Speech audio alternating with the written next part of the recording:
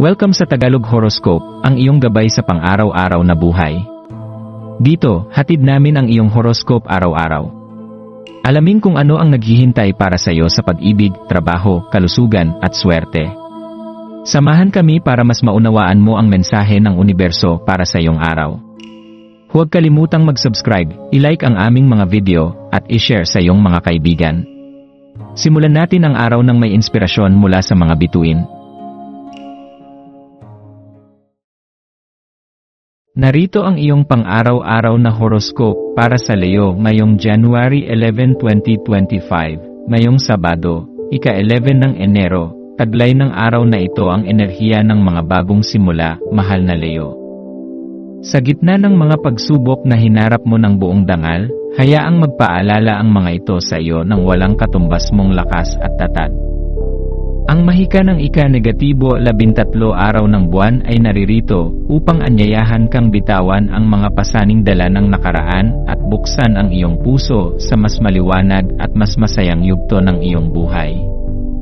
Habang ang buwan ay sumasayaw sa ilalim ng Gemini, maaaring maramdaman mo ang isang kakaibang pagkaabala o restlessness sa iyong diwa. Sa halip na hayaan itong guluhin ang iyong konsentrasyon, gamitin ang enerhiyang ito upang magdulot ng bagong sigla sa iyong pagkamalikhain at pagiging produktibo. Ngayon ay isang magandang pagkakataon upang mag-eksperimento sa mga bagong ideya at makipag-ugnayan sa iba. Panatilihin bukas ang iyong isipan sa mga di inaasahang oportunidad na maaaring dumating. Gayunpaman, mahalaga ring bigyang pansin kung paano maaaring makaapekto ang pagmamataas sa iyong mga kilos sa araw na ito. Ang pagiging proud sa iyong mga kakayahan ay natural at karapat-dapat, ngunit gawing balance ito sa kababaang loob upang mapanatili ang harmonya sa iyong pananaw. Maglaan ng oras upang tanungin ang iyong sarili kung paano naimpluwensyahan ng iyong mga iniisip ang iyong mga interaksyon, at gamitin ang pagkaunawang ito upang magtaguyod ng mas makahulugang koneksyon sa iba.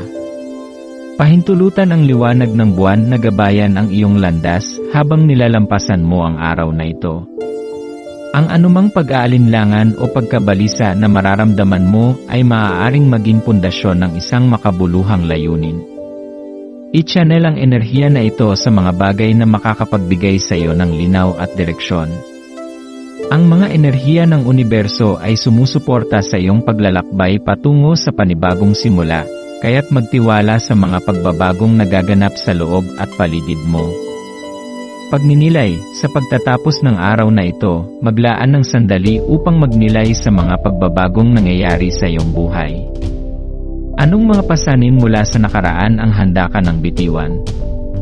Saang aspeto ng iyong buhay nararamdaman mo ang pangangailangang magsimula muli? Ang ganitong pagmumuni-muni ay maaaring magbigay sa iyo ng mas malinaw na direksyon at mas matibay na pananampalataya sa sarili. Tandaan, ang tunay na lakas ay hindi lamang nakikita sa iyong kakayahang magtagumpay, kundi sa iyong kakayahang magbago at magpatuloy. Gabay, yakapin ang bagong simula, huwag matakot sa pagbabago. Sa halip, tingnan ito bilang isang pagkakataon upang paunlarin ang iyong sarili at abutin ang mga bagay na dati mong pinapangarap. Panatilihin ang kababaang loob, ang iyong kumpiyansa ay kahanga-hanga, ngunit huwag kalimutang pahalagahan ang ambag ng iba. Ang pagiging mapagpakumbaba ay nagdudulot ng mas malalim na koneksyon. I-channel ang enerhiya sa pagiging produktibo. Ang pagkaabala o restlessness na iyong nararamdaman ay maaaring gawing positibo sa pamamagitan ng paggawa ng mga malikhaing gawain o pagtuklas ng mga bagong ideya. Pagtuunan ng pansin ang mahahalagang koneksyon, ang araw na ito ay nagbibigay ng pagkakataon upang magpatibay ng relasyon. Maglaan ng oras upang makinig at magpahayag ng taos-pusong damdamin. Sa pagtatapos ng araw, alalahanin na ikaw ay isang liwanag para sa maraming tao. Ang iyong lakas, sigla, at likas na pagkamalikhain ay nagbibigay inspirasyon hindi lamang sa iyo, kundi pati na rin sa mga taong nakapaligid sa iyo.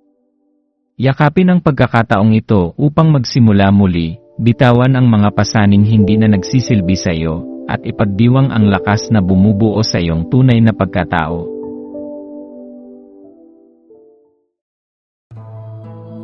Maraming salamat sa panonood ng iyong horoscope ngayon araw. Naway gabayan ka ng mga bituin sa iyong landas. Huwag kalimutang mag-like, share, at subscribe para sa iba pang cosmic na kaalaman. Hanggang sa muli, manatiling konektado sa universo.